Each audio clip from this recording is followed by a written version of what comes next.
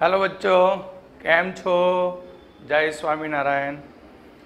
आजे આપણે રાસાયણિક ગતિકીની અંદર બે પ્રશ્ન બાકી મૂક્યા, પણ ઓલમોસ્ટ હવે જે સ્વાધ્યાયની અંદર એક્ઝામ્પલ છે એ પ્રથમ ક્રમના છે અને સક્રિયકરણ ઉર્જાના દાખલા છે.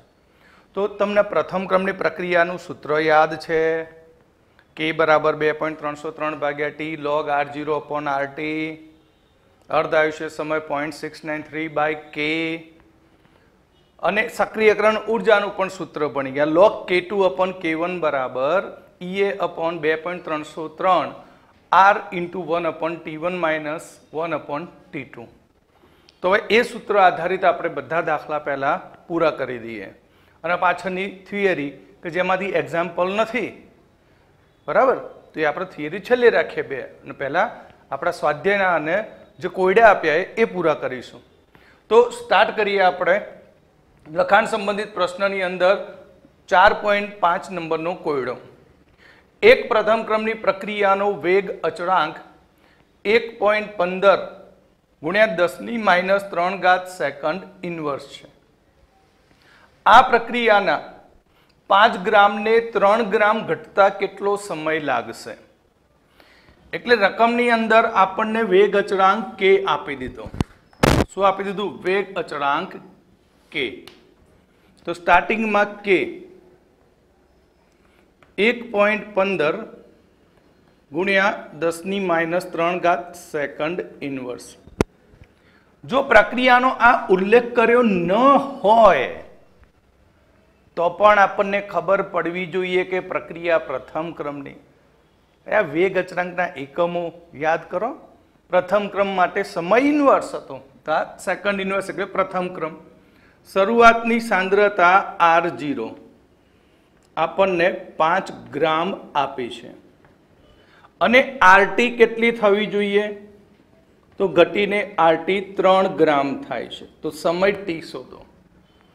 તો પ્રથમ ક્રમ માટેનું સમીકરણ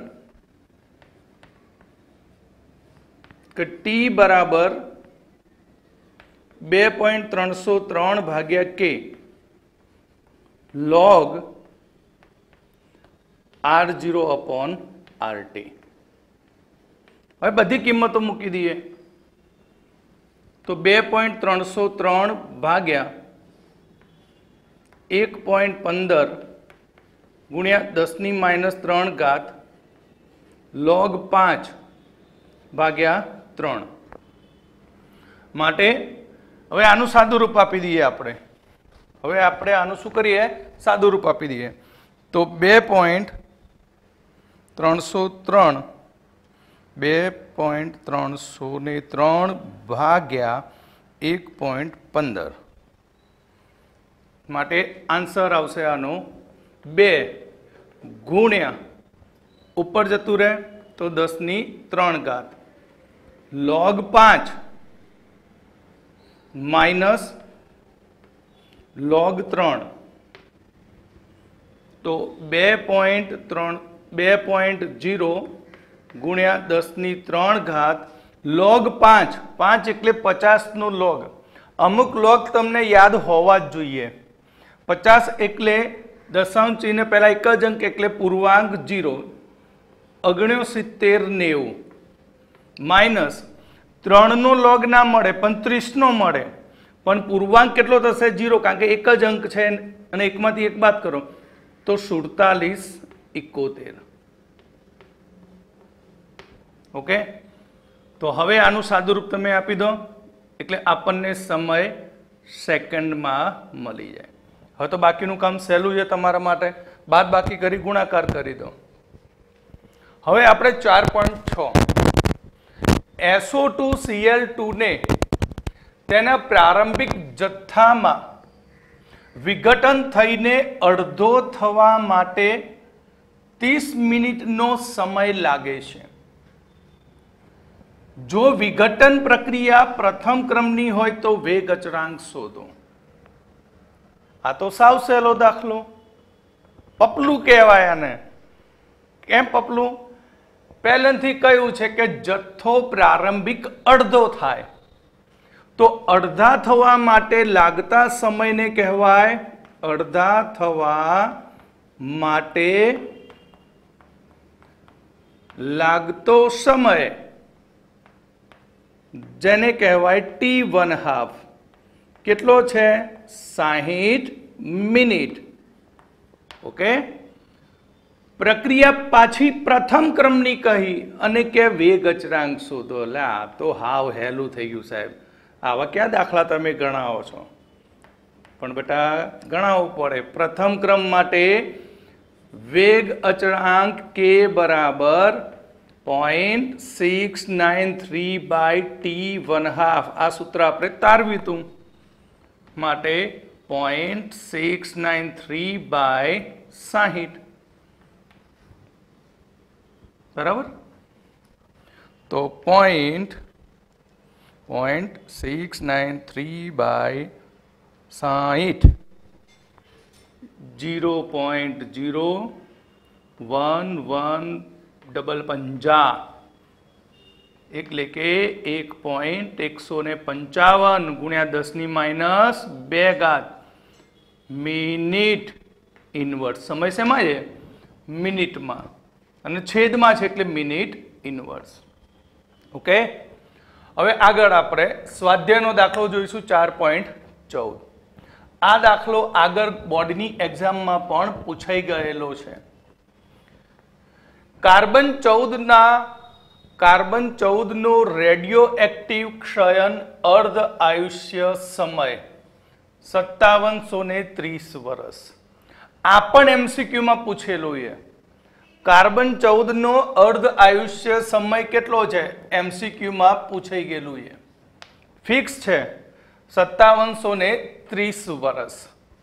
એટલે અહીંયા આપણને C14 નો T1/2 આપી દીધો 5730 વર્ષ. કેટલો આપી દીધો? 5730 વર્ષ.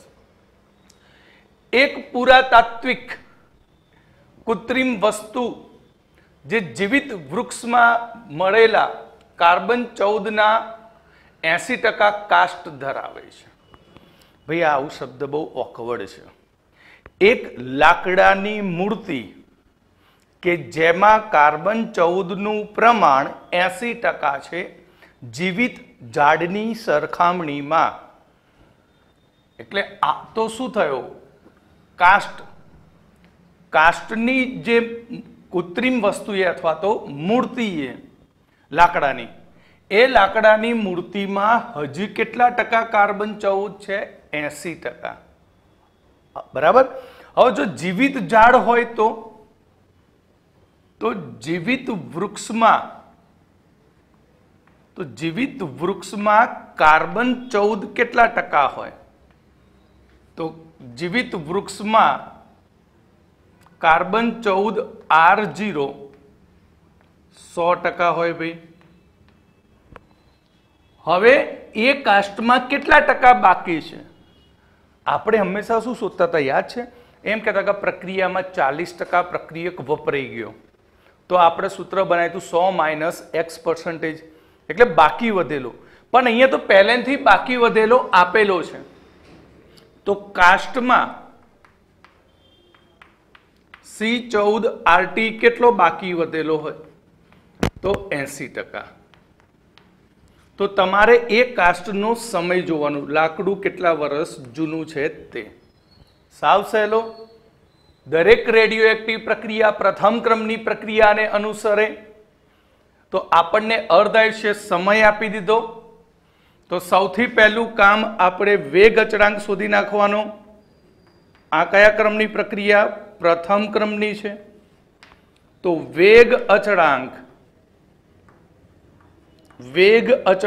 k બરાબર 0.693/T1/2. તો 0.693/5730 વર્ષ. તો આપણને k મળી જાય. ચલો કે સુધી નાખીએ 0.693 ભાગ્યા 5730 વર્ષ માટે 1. 209 ગુણ્યા 10⁻⁴ વર્ષ ઇનવર્સ, બરાબર.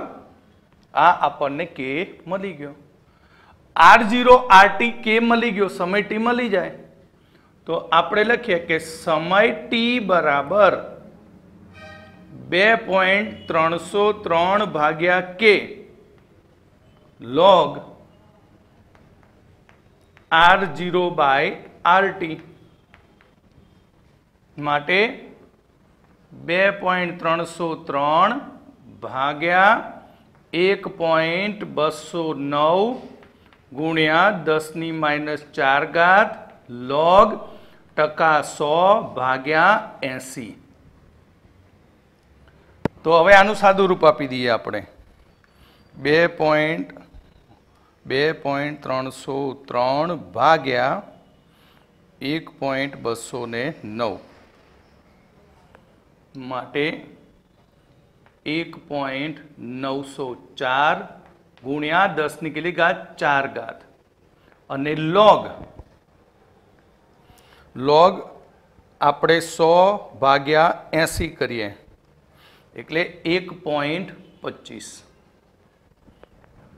તો હવે આપણે 1.904 ગુણ્યા 10⁴ ગુણ્યા log, હવે દશાંશ ચિહ્ન પહેલા કેટલી સંખ્યા 1 તો 0. હવે log કોનો જોવાનું? log તમારે 12/5 જોવાનું. log ક્યાં જોશો? 12/5. તો ચલો હું log જોઈ લઉં 12/5. તો log આવશે 0.969. હવે આ બધાનો ગુણાકાર કરી સાદુરૂપ આપો એટલે 1845 પોઈન્ટ સમથિંગ બરાબર વર્ષ આવશે. આટલા વર્ષ જૂની એ લાકડાની મૂર્તિ હશે. છે ને સરસ, એકદમ સહેલા દાખલા, પોપલું જેવા દાખલા. આવા દાખલા પૂછાય બોર્ડની એક્ઝામમાં, બરાબર. બોર્ડની એક્ઝામમાં આવા દાખલા પૂછાય અને કે નથી આવડતા તો કોઈ મતલબ જ નથી. આવડવા જ જોઈએ, બરાબર.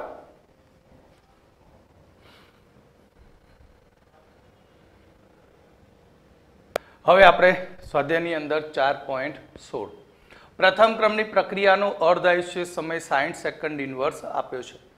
પ્રક્રિયકની પ્રારંભિક સાંદ્રતાથી તેના 1/6 ભાગ એટલે છઠ્ઠા ભાગની સાંદ્રતા મૂળ સાંદ્રતાથી ઘટીને થવા માટે કેટલો સમય લાગે?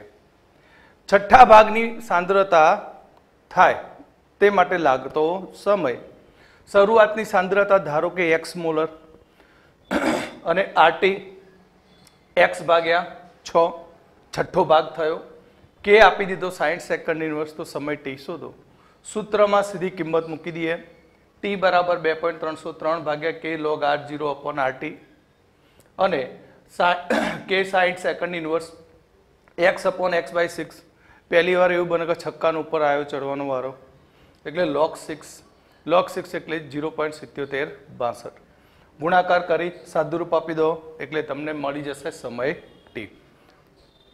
હવે આપણે કેન્દ્રીય સ્ફોટન દરમિયાન, કેન્દ્રીય સ્ફોટન એટલે કોઈ ન્યુક્લિયસનું વિખંડન થાય છે ત્યારે તેમાંથી એક સ્ટ્રોન્શિયમ 90 નામનું તત્વ નીકળે છે જેનો અર્ધ આયુષ્ય સમય 28.1 વર્ષ. કેન્દ્રીય સ્ફોટન થયું તે જ સમયે એક તાજા જન્મેલા બાળકના હાડકામાં 1 માઇક્રોગ્રામ SR90 કેલ્શિયમને બદલે શોષાય છે. તો તે બાળકમાં જો બીજા કોઈ ચયાપચયની ક્રિયાથી SR90 ગુમાવ્યું ન હોય તો 10 વર્ષ અને 60 વર્ષના અંતે તેના શરીરમાં કેટલું SR90 રહ્યું હશે? દાખલાની અંદર સૌથી પહેલું સ્ટ્રોન્શિયમ SR90 નો અર્ધ આયુષ્ય સમય આપી દીધો 28.1 વર્ષ. અને બધી જ કેન્દ્રીય સ્ફોટન પ્રક્રિયા એ પ્રથમ ક્રમની પ્રક્રિયાઓ. શરૂઆતમાં SR90 બાળકના શરીરમાં દાખલ થયું તો SR90 નો R0 શરૂઆતનો 1 માઇક્રોગ્રામ. અલા માઇક્રોગ્રામમાં ફેરવવું છે તો 1 ગુણ્યા 10⁻6 ગ્રામ થાય.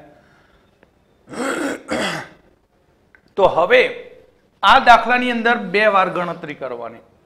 સમય t 10 વર્ષનું થાય ત્યારે કેટલું એના શરીરમાં SR90 હશે અને 60 વર્ષનો થાય ત્યારે કેટલું હશે SR90. કારણ કે રેડિયો એક્ટિવ તત્વ એ પેટમાં જાય એટલે કંઈ સીધું એનું પાચન થઈને નીકળી ના જાય. સમજણ પડી? એ શરીરમાં ધીમે ધીમે એનું ક્ષયન થાય. તો આપણે RT શોધવાનો છે. શું શોધવાનો છે? RT. એ પણ જુદા જુદા સમય માટે. તો સૌથી પહેલો આપણે વેગ અચળાંક k શોધી નાખીએ. k બરાબર 0.693. કારણ કે k વગર તો આગળ જવાશે જ નહીં. કારણ કે પ્રથમ ક્રમના સૂત્રમાં k ની જરૂર છે. તો 0.693 બાય 28.1. તો આપણે કેલ્સીના સહારે આગળ વધીએ. 0.693 ભાગ્યા 28.1. ચલો 2.46 એટલે ડબલ છક્કા લખો ને ગુણ્યા 10⁻2 વર્ષ. એ પણ ઇનવર્સ. બરાબર. ફરીથી ચેક ઇટ. 0.693 ભાગ્યા 28.1. ઓકે. હવે નંબર 1 t બરાબર 10 વર્ષ થાય તો આપણે RT કેટલી થાય? કેટલું હજી બાળકના શરીરમાં RT હશે? આપણા જોડે સૂત્ર એ કે k બરાબર 2.303 ભાગ્યા t log R0 upon RT. ચલો આનું ઉલાડિયું કરી દઈએ આ બાજુ. તો KT છેદમાં 2.303 બરાબર ઓન ખોલી નાખીશું આપણે log R0 minus log RT. Okay. કે ની કિંમત આપણે શોધી નાખી. 2.466 ગુણ્યા 10⁻2 સમય t 10 વર ભાગ્યા 2.303 બરાબર log 10⁻6 અને log RT. આનું સાદું રૂપ આપી દઈએ. 2.466 ગુણ્યા 10 ભાગ્યા 2.303 અને 10⁻2 એટલે ભાગ્યા 100. માટે જવાબ આવશે આનો 0.170. આગળ ગુણાય -6 log 10 માઇનસ log RT.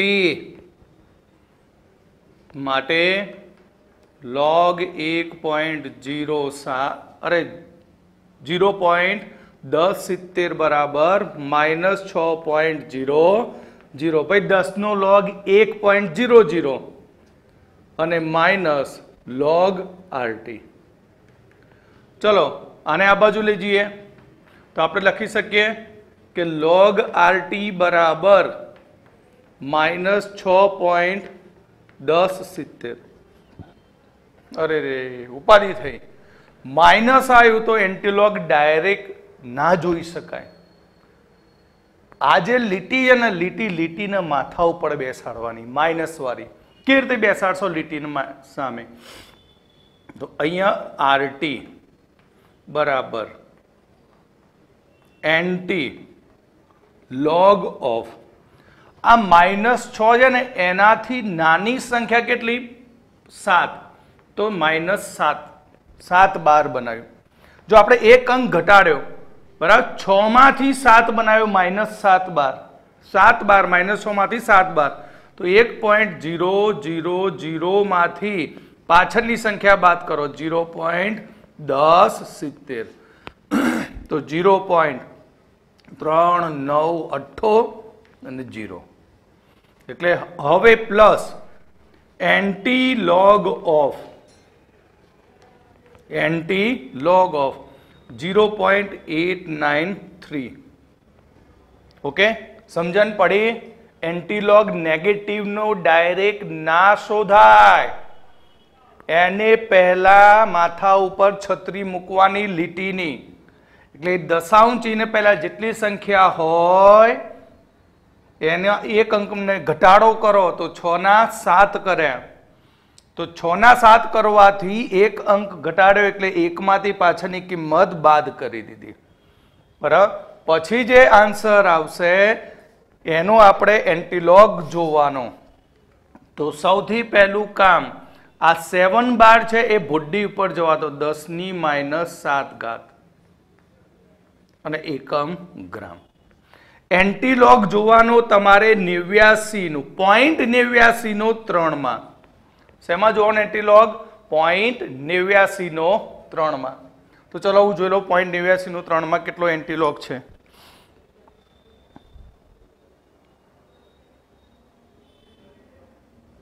.89 નો 3 માં એન્ટીલોગ. સરસ. એન્ટીલોગ તો આની અંદર છે જ નહીં. ના ના, છે પ્રતિગુણક. 89 નો 3 7816. 7816. તો આગળથી એક અંક કાપી લેવાનો એટલે 7.816 ગ્રામ ગુણ્યા 10⁻7 ગ્રામ આરટી થશે. આ પહેલો આન્સર. ઓકે, હવે આપણે આ જ પ્રમાણે 60 માટે ગણવાનું. બરાબર, તો અહીંયા ફક્ત 60 મૂકી દો અને 60 મૂકીને આ રીતે સાદું રૂપ આપો એટલે આન્સર. ઓકે,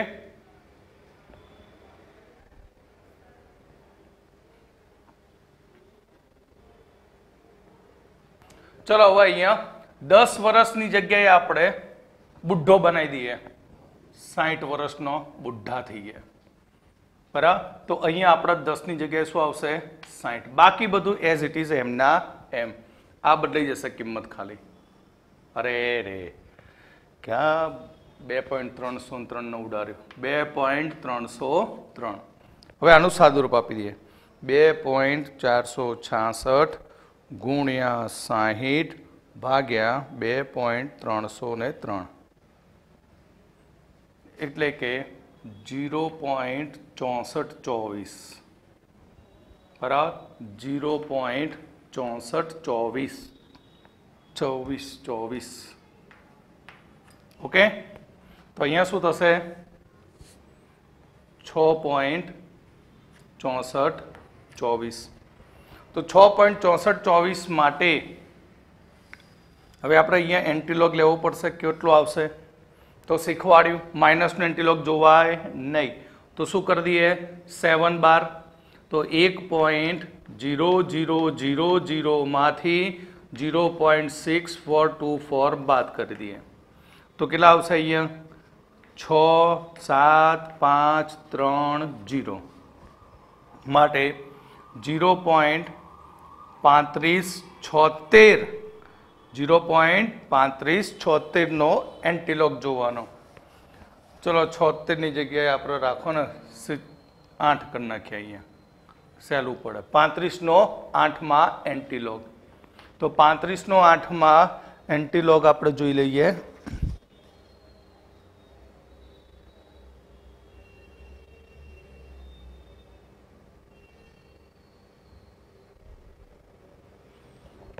(2333) તો 3. अरे 2.333 गुण्या 10⁻7 ग्राम SR 90 क्यारे ज्यारे ते 60 वर्षनो थाय त्यारे। आ थयो आंसर 2। ओके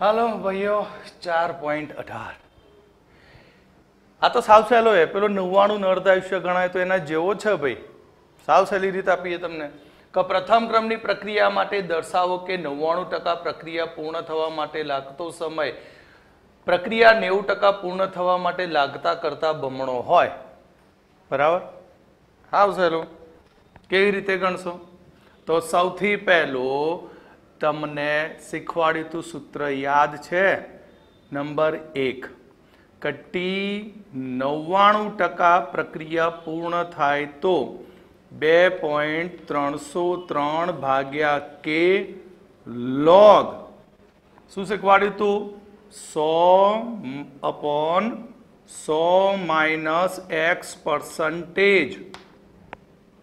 માટે 2.303 ભાગ્યા કે log 100/100 માઇનસ 99 પૂર્ણ થઈ 99% તો બાકી કેટલી રહી 1%. તો શીખવાડ્યું તું બાકી હોય તો 100 માંથી બાદ કરી દો માટે 2.303 ભાગ્યા કે log 100 ભાગ્યા 1. હવે log 100 ને હું ⁻² કરી દઉં ⁻² કરી દઉં તો શું બની જાય T99 બરાબર 2.303 ભાગ્યા કે ગુણ્યા 2 log 10 થઈ જાય બરાબર. હવે આગળ બીજું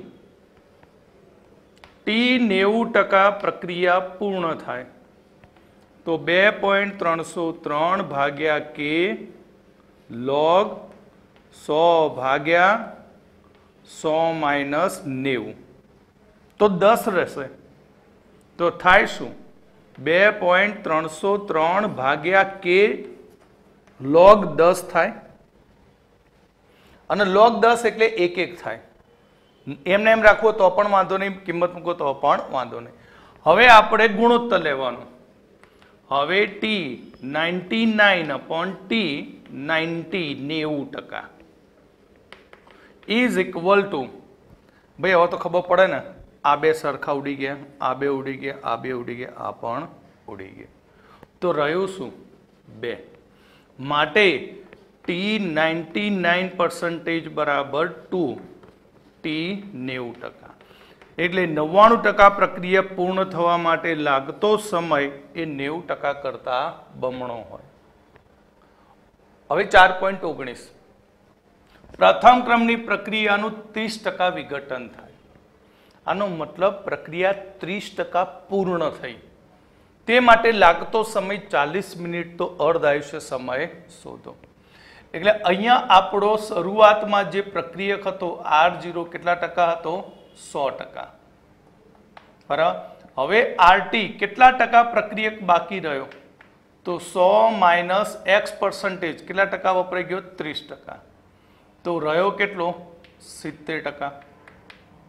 સમય T આપ્યો છે 40 મિનિટ. તો સૌથી પહેલું T1 મેળવવા માટે K શોધવો પડે અને પ્રક્રિયા પ્રથમ ક્રમની છે તો પ્રથમ ક્રમ પ્રક્રિયા હોય તો K બરાબર 2.303 ભાગ્યા T log R0/RT માટે 2.303 ભાગ્યા કેટલો એ સમય 40 log 100/70 10/7 થયા. તો હવે 2.303 ભાગ્યા 40 તો 0.057 57 log 10/7 1.43 માટે 0.05759 ઇન્ટુ 0.14 એન્ટીલોગ જોઈએ આપણે. શેમાં એન્ટીલોગ જોવાનું? 14 લોગ જોવાનું, sorry.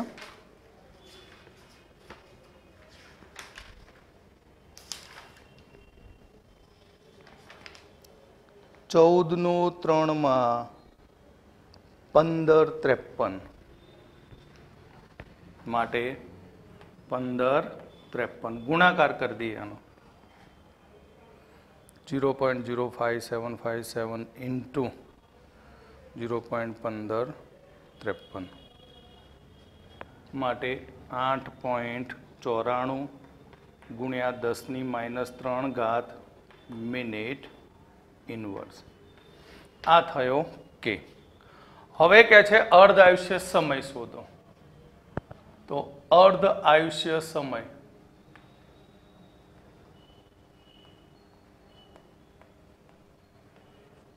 T1/2 is equal to 0.693/k માટે 0.693/894 into 10⁻³ 0.693/8.94 0.075 into 10⁻³ માટે 2 પોઈન્ટ કાઢી નાખો એટલે 77.12 ગુણ્યા 10 માટે 77.5 મિનિટ. આ એનો અર્ધાયુષ્ય સમય થયો. ઓકે, તો આવા પ્રથમ ક્રમની પ્રક્રિયાના એક્ઝામ્પલો બોર્ડની એક્ઝામમાં પૂછાય. આવડશે?